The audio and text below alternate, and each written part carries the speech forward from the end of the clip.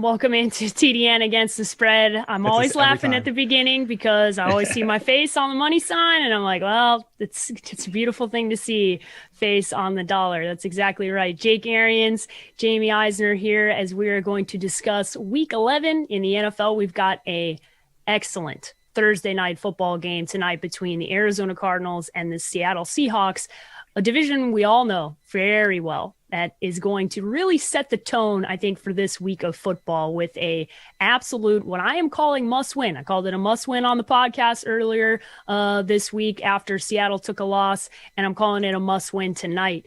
Let's discuss this game quickly, and I want to start off with you, Jake.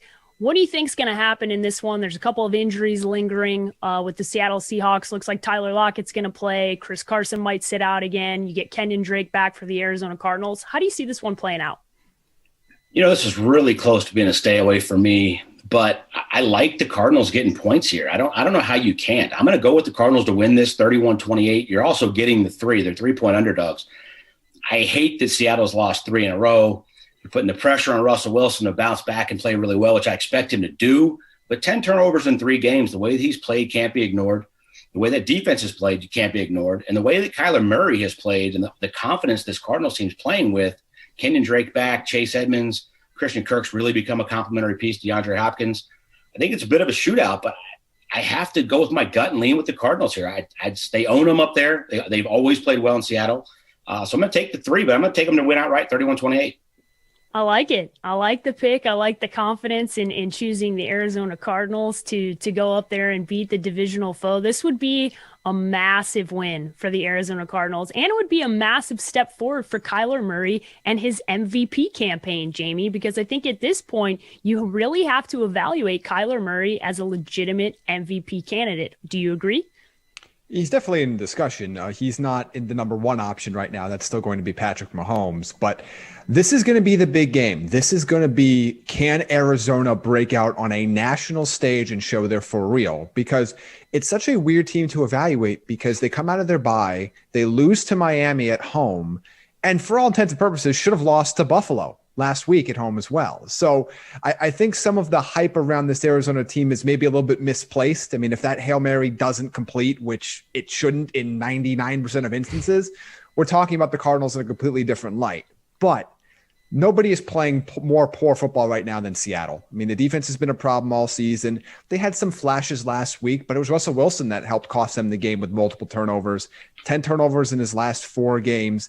These are 2 teams that desperately need a win. They're probably both playoff teams because it's going to be tough to find one of these other NFC teams to come up and get them that's not currently in the top 7 right now. But this could be Arizona's chance to really shine and say, we are contenders for real. Pay attention to us, rest of the NFL and rest of the nation. Yeah, being on national TV helps in these discussions, right? If you're talking about MVP or you're talking about some of these other things, it will go a long way for Kyler Murray to go 1v1 with Russell Wilson and get the better of him for the second time this year, because they've already beaten Seattle this year. So if they go 2-0 in this division against Seattle, that's a really impressive opportunity for Kyler Murray and this Arizona Cardinals team. Now, we like some player props in this game. Jamie, specifically, you like a couple player props in this game. You like Chase Edmonds and you like Kyler Murray. Why do you like these specific player props tonight against the Seahawks? Well, let's start with Chase Edmonds, who is going to have a significant role in the offense, regardless of Kenyon Drake's status, who I believe is going to play in this game. He's got at least 3 catches in 7 of his 9 games this year. Last time these 2 teams played, caught all 7 of his targets for 87 yards back in week 7. He's averaging 3.6 catches per game.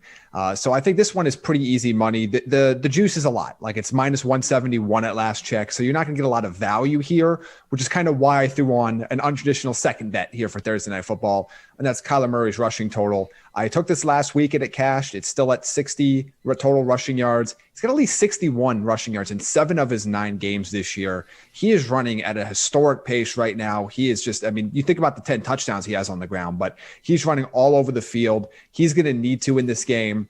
And he's averaging 67.1 rushing yards per game in total, almost 69 rushing yards per game on the road.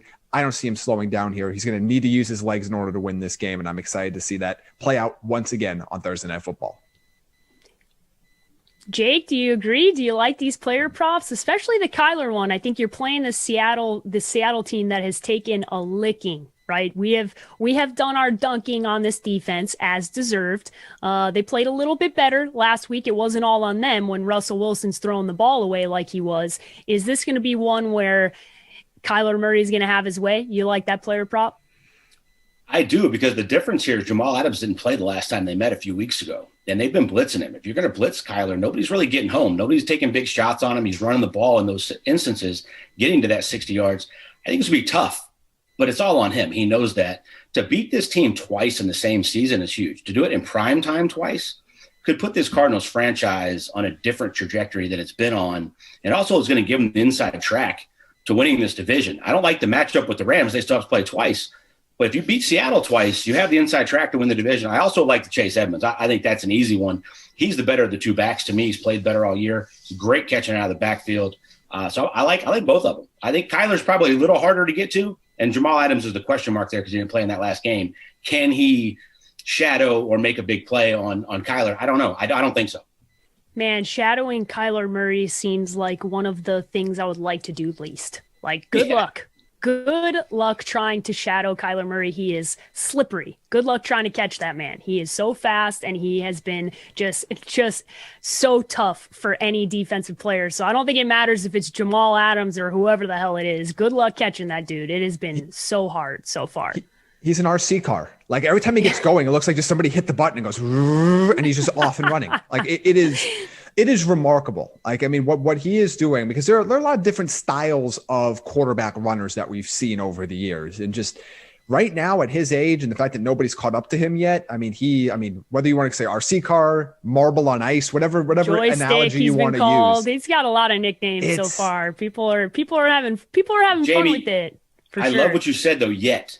They all get caught. Michael Vick got eventually. Caught. Yep. What Kyler hasn't done is spun out the wrong way and somebody be there waiting for him, or somebody's blitzing off that backside and catches him. He doesn't take a lot of shots. That's what I love about that he runs this much. He hardly ever gets tackled. If he does, he gets drugged down. He goes out of bounds. He took a couple shots trying to make some plays last week to come back and beat Buffalo. If he takes some shots, I want to see if he can get up.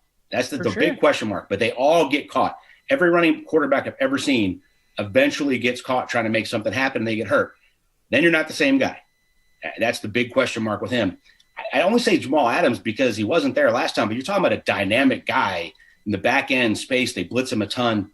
He's fast enough sideline to sideline to keep up with him. Whether he can do it or not, we're all going to get to watch because it's in prime time. It's going to be a hell of a lot of fun. Yeah, I'm really excited about this Thursday night football game. We've got excellent primetime matchups this week. As we discussed on the TDN Fantasy Podcast, we're all very excited for all of the games this week that are matching up on primetime. It's time to talk underdogs, guys. So Jake already told you he likes the Arizona Cardinals as an underdog, but he also likes the Tennessee Titans going on the road to play the Baltimore Ravens. And it's a 5-point spread now. So their Titans are getting 5, was 6, moved to 5. So it would seem, Jake, that there are others out there in Vegas land who agree with you as well, which is why this land ended up moving. So I'm going to take the Ravens to win, I think, a really close game. But 6 points moving to 5 makes no sense at all. I don't know what you've seen from this Ravens team that thinks there should be 6-point dogs or favorites on anybody. And by the way, this Titans team is almost exactly the same that went up there and beat them in the playoffs last year when they were hot. Ran it down their throat. You can run it on this Baltimore defense. And if they're not like Baltimore, where Lamar Jackson's 1-7 now all time when trailing at halftime. If they can rely on Tannehill. They have the weapons to go get back in this game. I just don't see them being blown out at all. I think Baltimore's the more desperate team. So I'm going to take them to win 24-21, but I think the Titans cover that. And it's they're both 6-3. It's a very disrespectful line to me to this Titans team. The problem for me with that too is that sometimes in those desperation moments, it causes you to force things, right? And it almost lends itself to a Tennessee team that I think will make less mistakes, and Lamar, where he will potentially take a shot or two that maybe he shouldn't because they're forcing things, they're pushing, right? They're just coming off another bad loss. So it'll be very interesting. I thought the same thing when I saw that line. Jamie, you like an NFC South matchup. You like the Atlanta Falcons going on the road to play the New Orleans Saints. They're a 4.5-point underdog in that matchup. What is it about this game that you like specifically, other than these two teams, when they meet up, especially later on in the season, things get weird. No matter what, no matter who's the best team in the NFL or wherever the standings are, there's always some weird outlier game between these two teams. Yeah, there's three things for me. One, that it's just that, is that these teams always play each other pretty close, especially later in the season. Two, the Falcons have been playing pretty well under Raheem Morris. I mean, if you take away that Todd Gurley shouldn't have scored a touchdown thing, they'd be 4-0 since he's taken over as head coach, even with all their other problems. And three, the Jameis Winston effect. And I think that's going to be very interesting. We're going to see a more erratic New Orleans offense. They can have explosive plays. I want to see how often they try to go down the field, which is something they just simply don't do with Drew Brees anymore. But it's also going to lead to some mistakes. And I think this is going to be a New Orleans offense that can put up points, but might have some rough spots trying to get there along the way. So I'm excited for this. Calvin Ridley looks like he might be able to be back. The Falcons have been operating offensively at a high level all season. That's not a surprise. They should be able to here as well. The Saints secondary isn't bad per se, but they also haven't been unbeatable. Like they're closer to the league average than I think the average person would realize in total stats. So I think this is going to be a really exciting game. I'll take the Saints to maybe catch it by 2 or 3 points in the end. But the Falcons getting 4.5 or 5, depending on where you're getting it or what time you got this bid in. I think that's too much. Yeah, it'll be really interesting, especially with the Jameis Winston tendencies, right? If you get a couple of turnovers, all of a sudden this could be an ugly one, right? All of a sudden this changes this dynamic, and very quickly. I like that you brought up the fact that Atlanta has played some pretty good football since they made the change at head coach. So as you said, they could be 4-0 post that change. So very interesting to see these two teams match up against each other. And as I said, weird stuff happens. Every time these two teams match up, some weird stuff happens, especially later on in the season. So I think this one's set up for even weirder expectations because we don't have Drew Brees. So it gives it even a different layer of a wild card as we head into this game. All right, the stay away game of the week. You guys both are hitting on the exact same game, which means to me, I'm like, okay, don't even go anywhere near this game, right? So this is Packers at Colts. The Colts are a 1-point favorite at home. I'll go to you first, Jake. Why are you in the camp of, I don't want to touch this line? Because I believe in Aaron Rodgers, but I've started to really believe in this Colts defense. Colts are at home. I'd like to go with the quarterback and the better coaching staff, but I'm not sure which of those two coaching staffs are better. Phillip Rivers is still throwing it too much, and you can run it down the Packers' throat, but you still have the wild card of Aaron Rodgers on the other side. I believe in this Colts team enough. I'm starting to believe in that defense, but I damn sure believe in Aaron Rodgers in the way he's playing. He's getting Lazard back. It looks like Valdez-Scantling's been really good in his absence. While I like this Colts defense, I can't get a feeling either way. Either way, I can see this game going. The Colts can win this by a field goal. They could win it by 7. The Packers could win it by 10. They could win it by a field goal. To me, I can't figure out how I would pick this one, so I'm going to stay away. Jamie, what's your reasoning behind not wanting to be a part of this line? Anything different from what Jake already said, or are you just in agreement with what Jake's reasoning is? Well, I'm certainly in agreement with what he said. The other thing that needs to be a concern for you is that I don't think Devontae Adams plays in this football game. Which I think will completely change the dynamic of this offense. Did not practice the last 2 days, did not practice today as we're recording this on Thursday before Thursday Night Football. The fact that he wouldn't even commit to playing when players are usually overly optimistic about their own status and usually incorrect about what their status will be is concerning to me. They are going to have Alan Lazard back. Valdez-Scantling has been good lately, but that scares me because this Colts defense is legit, and they've been flying around all year, and especially since Darius Leonard came back in the middle of that defense. But on the other side, I don't necessarily trust Phillip Rivers yet. He has been so erratic this year. He's been all over the place. I don't trust him to take advantage of this defense that you can take advantage of at times. And I don't know if they're going to run the ball effectively enough, even though it's a really good matchup. So to me, like Jake, I could see this being a 7-point swing in either direction. So I'm just going to stay away. Yeah, I envision if you get that performance that you got last week from Green Bay, that they were pretty lethargic in moments at home against the Jacksonville Jaguars team where they were big points. If they put up a performance like that, Indianapolis, I think, will get after that team. So you expect maybe a little bit better. If they run it like Jacksonville did, right? Yeah, like that's exactly the game plan, but they keep throwing it 40 times a game out of the shotgun with Rivers. I don't get their game plans at all. If I knew that Jonathan Taylor was what he was early in the year, and they were going to throw it to Nyheim Hines in space, I'd feel really good about it. But I have no idea what they're going to do offensively. Yeah, no offensive identity yet, and it's quite late in the season to not know what your offensive identity is. Just ask the Chicago Bears. All right, over under. You guys both agree on this one as well. An NFC South over. Shocking that an NFC South over is what the two of you are choosing, and I love it because Falcons and Saints, Jameis Winston gonna take shots. I'm all over this. I love this. 50.5. Jamie, you started butting in, so you just start. What's your reasoning here? We'll go back to a line I used on the show a few weeks back. The line is wrong. This line is wrong. If Drew Brees was playing in this football game, this is 57.5. I would bet a good sum of money that this total is around 57. Jameis Winston, for all of his faults actually benefit Atlanta's offense, who could take advantage. So to me, this line being 6 or 7 points below the total that it should actually be is crazy to me. Because when Jameis Winston makes a mistake, as Jake and Bucs fans know, it can be disastrous. And it could be 7 points the other way. It doesn't matter how they get the points on the board in this game. You just want them. Atlanta's offense is easily able to take advantage. These two teams are averaging more than 57 points a game already this year. I don't see how this game stays this low, even with mistakes, because again, Jameis's mistakes are going to be just absolute mind-numbing killers for New Orleans, which is great for Atlanta's offense. Like I think this line is just at least 5 or 6 points too low. I will once again ask Courtney and Herbert behind the scenes to check this one, as I did with the Chargers game, right? Whereas, like, as a reminder, just pin that where Jamie's saying the line is wrong, just as a prerequisite for next week in case the bad thing happens and I have to come back and dunk on the guys. But I agree with Jamie in that I almost, you look at this and I halfway tongue in cheek saying this, but I actually believe this. Jameis Winston makes the total go up because he's going to throw a pick six. Like, it's almost a guarantee that that's going to happen. So it factors in that he has a better arm than Drew Brees at this current status in his career. And he's going to throw the ball downfield and he's going to make a mistake, and it's going to relate to more points in my mind, whether that's for Atlanta or New Orleans. So Jake, is that why you're looking at this over and you're going, that total's just wrong, like Jamie said?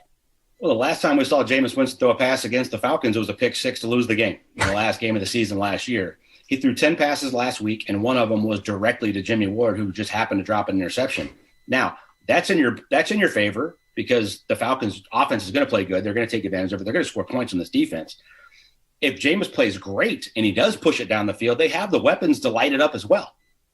That's my big reason for liking this. This game's always within 3 points, whether one of them's good and one of them's bad. It doesn't matter. They usually split the season series anyway. I'm taking the Falcons to win this game. I think they put up 31, and I don't know that the Saints can match that. They're coming out of a bye. I like the way they were playing. We talked about since they made the head coaching change. We'll see what they can do to stop it. But to me, there's just so many question marks, but they all point towards a lot of points. Yeah. Yeah, the question marks, as we said, they all relate to this factoring in and being more points. Whichever team that is, it doesn't matter. You don't care. When you like the over, you just like the point. So you'll take the points on a pick six for a touchdown. They all count the same. I agree with you guys. I think this one is an over that we can check off, especially because the two teams that are playing in it and the quarterback that happens to be suiting up for New Orleans. All right, guys, time to lock it in. The official locks of the week. Jake, you are up first. The line is not up right now at betonline.ag, but you can find it. You'll be able to get it again at some point before kickoff on Sunday. The Dolphins, a 3.5 point favorite at the Denver Broncos. You like them 28-20. So you like them big. This is how Jake does this, right? He sits down and he writes how he thinks this is going to score, right? So he thinks it's going to be 28-20. Then he looks at the line and he goes, yeah, this is one of those locks. So what about Miami do you like this week against Denver? I was not a big fan of the Tua move, but Tua's not turning it over. He's playing very conservatively. I love Chan Gailey's offensive game plan with him. Easy RPOs, easy completions, not reading the entire field. They're running it okay, but what I love is their defense. Byron Jones and Xavier Howard on the opposite sides of each other, they're shutting everybody down. You're not running it on them. They're playing extremely good defense, but Brian Flores is getting really creative too. They have exotic blitzes. They're bringing the house. I love what this Denver Broncos team could be in another year. I love the weapons that they potentially have. but they're not all showing up every week. Drew Lock's playing extremely inconsistently. He had 4 interceptions last week against the Raiders. He's banged up.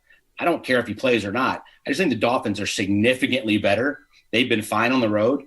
To me, 3.5 was extremely disrespectful. If you watched any of that Broncos-Raiders game last week, the Dolphins deserve to be much bigger favorites in this game. Yeah, it's been a tough road for the Denver Broncos and their fan bases. I know they're having a tough time coming to the reality that they once again might have chosen the wrong quarterback, and they might again be on the lookout for a replacement at the quarterback position. May I direct you to the mock draft machine on thedraftnetwork.com. Have fun. There's a lot of quarterbacks coming out, and I don't think Drew Lock is the future. So feel free to jump on there and have yourself some fun, Denver fans, since you probably have just as good a chance as choosing a quarterback as John Elway does. Jamie, let's talk about your locks. You got 2, right? You got 2. Well, you got the Patriots -1. All right, they're playing the Texans. I like this one, especially coming off of that win. So why don't you talk about that one first, then we'll get into the Steelers at 10.5. Well, first, I'm going to need a shot of energy here because it's time to swing for the fences. It's been a rough year for my locks. Okay, here we go. So it's been a difficult year for everything else, but against the spread, player props been great, but the locks have been a problem. So I'm going to come at you with 4 of them this week, and this is on the fly. I'm gonna lock in the over. Me and Jake agreeing on the over in Atlanta New Orleans. We're gonna throw that in there. You already know why. Once that line at BetOnline becomes available for the Dolphins, I love that as well because have you watched the Broncos play recently? A double lock. But I love these 2 as well, and here's why. Let's start with New England. Houston can't stop the run. They're bad. They are horrible. They just got their doors blown off by both Nick Chubb and Kareem Hunt last week. They are the worst rushing defense in the NFL coming into that game, and then gave up 230 plus yards on the ground and remain the worst rushing defense in the NFL. Patriots offensive line is playing at a really high level right now. Damian Harris is having a lot of success, 200-yard games in the last 3. Ken Newton can still run the ball. He's still very unpolished as a passer at this moment, but he can run the ball. I think the Patriots win this game, and I was surprised to see that this is only a 1-point spread here. Houston hasn't competed well against anybody that hasn't been Jacksonville, and their defense can't stop anything. So I think New England just runs it down their throat all game, and they come away with the victory. As for the Steelers, this is the biggest spread of the weekend, so it always concerns you. But this is a massive mismatch on both sides of the ball. Jake Luton's never faced a defense like this in his life. I don't think he's going to be prepared for it. If James Robinson struggles at all against this top 10 rushing defense, the Jags don't even have a chance to keep this game close. Ben's coming off of his best 2 games of the season. He looks good. All of his weapons are healthy. I think the Steelers just grow into Jacksonville and just keep on rolling, go to 10-0, and we'll get that really exciting Thanksgiving night matchup with Baltimore on tap. Really hoping we get Baltimore to get a victory and Pittsburgh to really set up a beautiful Thursday night matchup between these 2 teams. I don't want Baltimore to be licking their wounds heading into that game. I want them to go get a victory. I want the Steelers to win, and I want it to set up very, very nicely for that Thursday night game. Shout out to Ben, who also tried to get his way out of practice this week, which I thought was absolutely hilarious, seeing as he was able to sit out of practice last week and put up the performance he did. If you haven't seen that quote, go look up what Big Ben and tried to pull over on Mike Tomlin. Needless to say, he had to show up for practice this week. Did not go over with Mike Tomlin, which I was not surprised to hear Mike was having none of. We've reached the end of the show, guys. 2-minute warning. Back to back, you each have a minute. Jake, you have the floor. Jamie, jump in right afterwards. The floor is yours, Jake. Go ahead. So I really like this game tonight, but I'm going to give you another over that I like, and that's Dallas and Minnesota. Dallas coming out of a bye. I think they're going to put up some points. I think Minnesota wins, but I wrote down 28-24 in this game. The over was 48 when I looked at it. I like that one. Really excited about this game tonight. The Cardinals franchise could really take a step towards all this Kyler Murray hype being the real deal, but still having a bunch of draft capital to build around them, still being okay on the salary cap as well, to where they're really building something for next year. So I'm really excited about those 2 things. And I want to invite everybody to join the Buccaneers Charity Challenge to the Arians Family Foundation. You can go to arians.rivalsmedia.com. It's right up Jamie's alley. All kinds of player props, all kinds of different stuff, prop bets. And you have they're virtual coins, but you have a live leaderboard, celebrity leaderboard, and all benefits the Arians Family Foundation. And the most important thing is here helping us prevent abuse and neglect of kids, which is what the Arians Family Foundation is all about. So arians.rivalsmedia.com. Check us out. Absolutely. And you can challenge me in that. I've already got my picks in for week 11. I made my donation, got my extra chips, and I'm ready to roll. It's really exciting for anybody that's listening to the show. It's just a different version of game props that are going on. So it's exciting to see.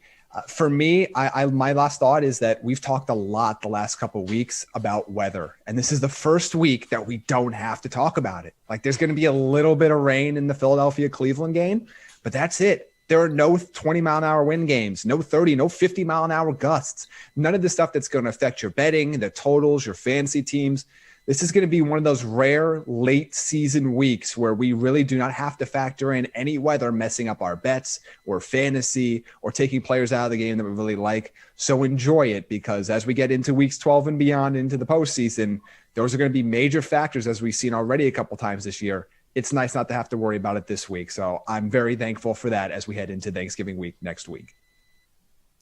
All right, guys, my final thoughts are just to revisit what Jake already said. So please go to Arians. I want to make sure I get this right, so I'm putting it right in front of me. Arians.rivalsmedia.com. So go visit that site. Make sure you take on Jamie. If you beat Jamie, please screenshot and send to me and Jake so we can then turn around and bring this back to the show to then rub it in his face. That is most importantly the objective of this, and also to give back to a wonderful charity in the Arians Family Foundation. If you want more information on what the foundation does, or just to learn more about CASA and what the cause is, go to ariansfamilyfoundation.com. That way you can check out more about the foundation and just get to know it. You can also, on Jake's social, on my social, on Jamie's social, we'll share some links. We'll put stuff out so you guys can be able to participate in that process. And most importantly, #BeatJamie. So please make sure you use that #BeatJamie.